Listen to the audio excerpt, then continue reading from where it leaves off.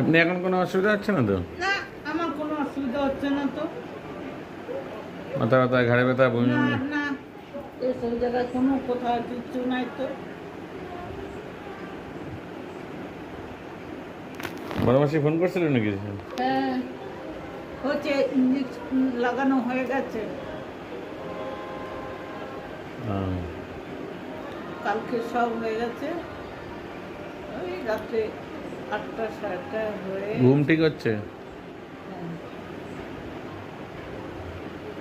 খাওয়া টাওয়া? বেশি কথা বলতে পারলো না আজকে, কেননা ইঞ্জেকশনটা লাগিয়ে তো চোখে তো কষ্ট হয়। চোখে ইঞ্জেকশন দিচ্ছে নাকি বড় মাসি? হ্যাঁ হ্যাঁ, ওই আমার যেরকম লাগিয়েছে ওরকমই। হুম।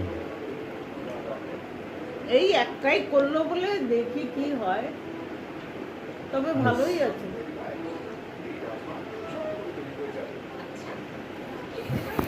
ঠিক।